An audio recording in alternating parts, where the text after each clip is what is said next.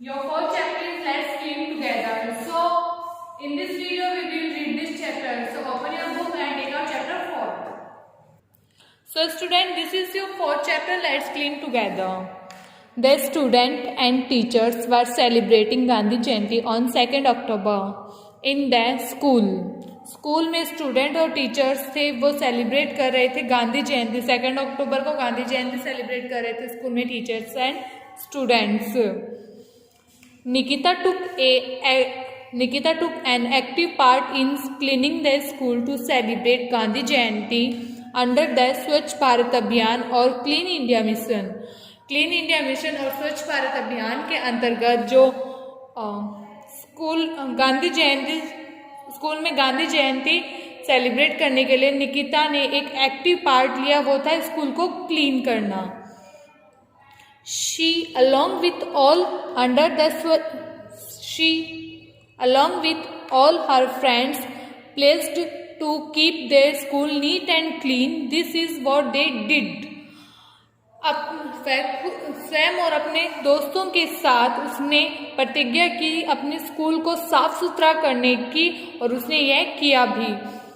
First is general cleaning of floors and things like fans and blackboards of the entire school complex including toilets, kitchen and general storage room. First उसने general cleaning की, जैसे कि floors को साफ करना, things को साफ करना. थिंग्स में जैसे फैंस, ब्लैकबोर्ड, पूरी स्कूल के कॉम्प्लेक्स के फैंस, ब्लैकबोर्ड, फ्लोर्स साफ किए, और उसके अंतर्गत उसने toilets, kitchen and general storage room को भी क्लीन किया. नेक्स्ट है dusting of desk and benches. And dusting की डेस्क एंड बेंचेस की मीन्स क्लीन किया डस्ट को. Cleaning the water logging off the entire building, और क्लीन किया वाटर लॉगिंग पूरी बिल्डिंग की, मीन्स पानी के टैंकर्स वगैरह साफ किए, वो जो टैप वगैरह से पानी पीते वो वगैरह क्लीन की. Fourth, removing garbage from the school complex, और सारा जो गार्बेज था, कचरा था, वो पूरे स्कूल कॉम्प्लेक्स का हटा दिया, साफ किया. After the cleaning work was completed, जब पूरा वर्क कंप्लीट होने के हुआ था उसके बाद Nikita so that the school looked very beautiful. Nikita ने देखा कि जो स्कूल थी वो काफी सुंदर दिखाई दे रही थी.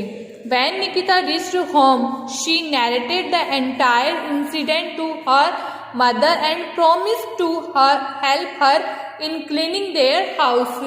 जब निकिता घर पहुंची तो उसने सारी जो वर्क किया था, स्कूल को साफ करने का जो भी इंसिडेंट था, उसका सारा अपने मम्मी को बताया, अपनी मदर के साथ सारी वो थिंग शेयर की कि कैसे उसने स्कूल क्लीन किया. और उसने अपनी मम्मी से प्रॉमिस किया कि वो भी अब अपनी मदर की हेल्प करेगी घर को क्लीन करने में.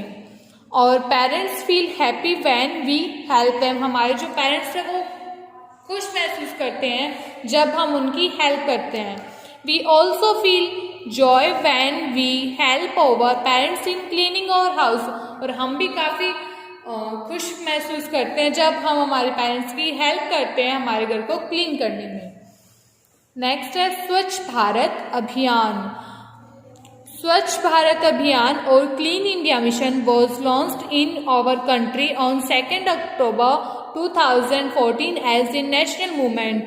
जो स्वच्छ भारत अभियान और क्लीन इंडिया मिशन था, वो इसका शुभारंभ हुआ था हमारे देश में 2 अक्टूबर 2014 में एक नेशनल मूवमेंट के तौर पे.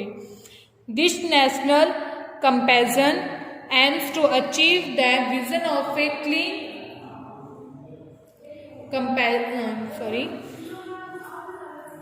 This national comparison aims to achieve the vision of a clean India by 2 October 2019. और ये जो राष्ट्रीय अभियान था, मुख्य जो राष्ट्रीय अभियान था साफ सुथरा भारत का, वो कंप्लीट करना था 2 अक्टूबर 2019 में. A clean and hygiene India will be the best tribute Indians can pay to Mahatma Gandhi on his 115th birthday anniversary in 2019. और एक clean and hygiene India Mahatma Gandhi को 2019 में महात्मा गांधी को उनकी 115th एनिवर्सरी पर श्रद्धांजलि देना था। Students and people from different sections of the society have come forward and joined this mass movement of cleanliness। स्वच्छता के इस जन आंदोलन में शामिल होने के लिए समाज के विभिन्न वर्गों के छात्र और लोग आए थे। Cleanliness campaign to spread awareness about the importance of good health and hygiene through plays and music are being carried out across the nation। नाटक और संगीत के माध्यम से अच्छे और स्वच्छता के महत्व के बारे में जागरूकता फैलाने के लिए स्वच्छ भारत अभियान पूरे देश में चलाया गया था। Everyone is spreading the message cleanliness is next to godliness। Cleanliness is next to godliness। और ये सब कुछ everyone is spreading the message, सब लोग ये मैसेज फैला रहे थे, संदेश दे रहे थे स्वच्छ भारत अभियान के मिशन का कि cleanliness is next to goodness, कि जो सफाई है वो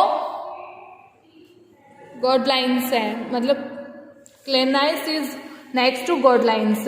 After working under Clean India Mission, we all should be more responsible in keeping our home and surrounding clean by focusing on sanitation and maintaining a hygienic environment। स्वच्छ भारत अभियान mission के तहत काम करने के बाद हम सभी को स्वच्छता पर ध्यान केंद्रित करके और स्वच्छ वातावरण बनाए रखने के लिए अपने घर और आसपास को साफ रखने में अधिक जिम्मेदार होना चाहिए। Okay, next is waste। What is waste? We will read waste। Every day we throw many things in our dustbin। हर दिन हम बहुत सारी चीजें फेंकते हैं हमारे डस्टबिन में। For example, after eating a banana, we throw the peel in the dustbin। जैसे कि हम बनाना खाने के बाद जो बनाने का छिलका होता है उसको डस्टबिन में फेंक देते हैं। A large number of packaged products such as chocolates, biscuit, milk, pulses, oil, rice and so on are packed in paper wrappers, plastic bags, cardboard cartons, tin boxes and many other kinds of packing materials। जैसे कि chocolates के rappers हो गए, biscuits वगैरह आदि, हम बहुत सारी चीजें हम उसके फेंक देते हैं डस्टबिन में जो वेस्टेज होती है। After using the product we throw the packing material in dustbin. कोई भी प्रोडक्ट यूज करने के बाद हम जो उसका पैकिंग मटेरियल है वो भी डस्टबिन में फेंक देते हैं। दीज थिंग्स बिकम्स वेस्ट, और ये थिंग्स बन जाती है वेस्ट फॉर अस, क्योंकि हमारे लिए वेस्ट थिंग्स बन जाती है, इसलिए हम इसे डस्टबिन में फेंक देते हैं। Wastage are material that, wastage material ये first are no longer needed, जो कि हमें ज़्यादा ज़रूरत नहीं होती है, ज़्यादा टाइम तक वो होती है। वेस्टेज हैव बिकम्स यूजलेस, या फिर वो चीज़ें जो हमारे लिए यूजलेस बन जाती है। Next are mean to be thrown away, या फिर इसका मतलब ये कि उसको हम काफ़ी दूर, फेंकने का मतलब हो जाता है उसको दूर फेंकना, इसका मतलब हो जाता है उसको दूर फेंकना या फिर गिराना। Waste can be solid, waste can be solid fruit and vegetables, peels, liquid used, soapy water or gases released by vehicles। Solid waste is commonly called garbage। जैसे कि अपशिष्ट ठोस होते हैं फल और सब्जी के छिलके, तरल जैसे साबुन, लिक्विड हो जाता है जैसे साबुन का इस्तेमाल किया गया पानी, और गैसें जैसे वाहनों द्वारा निकली हुई गैसें हो सकता है, ये जो होते हैं इसे हम बोलते हैं कॉमनली गार्बेज। नेक्स्ट है sources of water, sources of waste। we use new technologies to improve our standard of living। हम यूज करते हैं न्यू टेक्नोलॉजी अपने स्टैंडर्ड को इम्प्रूव करने के लिए, रहने के स्टैंडर्ड को इम्प्रूव करने के लिए। But this also result in the production of a large amount of waste material. हम अपने स्टैंडर्ड को इम्प्रूव करने के लिए, रहने के स्टैंडर्ड को इम्प्रूव करने के लिए न्यू टेक्नोलॉजी का यूज करते हैं, but these also result in the production of a large amount of waste material. लेकिन इनसे बड़ी मात्रा में अपशिष्ट पदार्थ का भी उत्पादन होता है। Waste is usually produced in our homes, offices, industry, farms and hospitals. अपशिष्ट आमतौर पर, जो ये वेस्ट होते हैं, आमतौर पर हमारे घरों, कार्यालयों, उद्योगों, खेतों और अस्पतालों में उत्पन्न होते हैं। हार्मफुल इफेक्ट्स ऑफ वेस्ट, हानिकारक प्रभाव अपशिष्ट पदार्थों का। We need to remove garbage regularly because it produces many harmful effect. हमें रिमूव करना चाहिए गार्बेज रेगुलरली, क्योंकि ये हमारे लिए बना देता है, काफ़ी हार्मफुल इफेक्ट पैदा कर देता है। Some harmful effect of garbage are as follows. कुछ हार्मफुल इफेक्ट है गार्बेज के जो कि यहाँ दिए हुए हैं। So come on next page. Harmful effect जो कुछ होते हैं गार्बेज के, वो यहाँ है। First is waste if not remove regularly makes our surrounding dirty and ugly. वो जो वेस्ट चीज़ें होती है वो अगर हम रेगुलरली रिमूव नहीं करते तो वो हमारे चारों ओर के वातावरण को गंदा बना देता है, गंदा और बदसूरत बना देता है। Organic waste such as fruit and vegetables, peels, animals dung and leftover food given out a foul smell. जैविक अपशिष्ट जैसे कि फल और सब्जी के छिलके, जानवरों के गोबर और बचे हुए भोजन से एक दुर्गंध पैदा होती है, गंध देते हैं। एक garbage dump becomes a breeding ground for flies and mosquitoes. एक कचरे का डंप है वो मक्खियों और मच्छरों के लिए एक प्रजनन भूमि बन जाता है।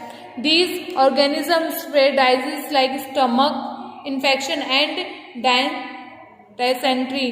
और ये जो ऑर्गेनिज्म है वो फैला देते हैं बीमारी, जैसे कि कोई स्टमक इन्फेक्शन हो गया या फिर डायसेंट्री हो गई। Drains often get choked with garbage, specially the plastic bags. नालियों में अक्सर कचरा भरा हुआ होता है, विशेषकर प्लास्टिक की थैलियों से। ओवरफ्लोइंग सेवेज में कॉन्टेमिनेट ड्रिंकिंग वाटर। अति प्रवाही सीवेज के पीने का पानी को दूषित कर देता है। Gases waste from vehicles are extremely hazardous to our health. वाहनों से निकलने वाला गैस या कचरा हमारे स्वास्थ्य के लिए बेहद हानिकारक होता है। इन सम सिटीज एंड टाउन्स, कुछ सिटीज एंड टाउन्स में municipalities provide separate dustbins for collecting two kinds of waste। जो कुछ म्यूनिसिपलिटीज पार्टीज होती है वो प्रोवाइड करवाती है दो अलग अलग डस्टबिन्स कलेक्ट करने के लिए टू टाइप के गार्बेज को। Usually one is blue coloured and the other is green colour. एक का तो कलर होता है ब्लू और सेकंड का होता है green colour. The blue dustbin is for collecting non biodegradable waste material such as plastic, metal and glass. These materials can be recycled and used again. Non-biodegradable waste does not decompose. जो नीले रंग का dustbin होता है वो धातु और कांच जैसे बायोडिग्रेडेबल अपशिष्ट पदार्थों को इकट्ठा करने के लिए होता है। इन सामग्रियों का पुनर्नवीनीकरण किया जा सकता है और फिर से इनका उपयोग किया जा सकता है। गैर बायोडिग्रेडेबल अपशिष्ट कचरे का अपघटन नहीं होता है। The green dustbin is for collecting biodegradable waste material such as kitchen waste and plant and animals waste.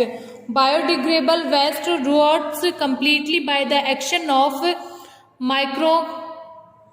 microorganism when buried in the soil, so this waste can be converted into useful compost bye the process of composting. और जो green colour का dustbin होता है वो जैसे कि kitchen के waste material होते हैं, प्लांट एंड एनिमल्स के जो डंग वगैरह हो गया एनिमल्स का, और प्लांट्स के जो वेस्ट होते हैं, मिट्टी वगैरह हो गए, उसके लिए होता है। वेट गार्बेज के लिए ये होता है ग्रीन कलर का dustbin. Biodegradable waste rots completely by the action of microorganism when buried in the soil, so this waste can be converted into useful compost by the process of composting. Biodegradable अपशिष्ट, जो biodegradable waste होता है, यह मिट्टी में दफन होने पर सूक्ष्म जीवों की कार्यवाही से पूरी तरह से घूमता है, तो यह कचरा ग्रीन डस्टबिन में डाला जाता है।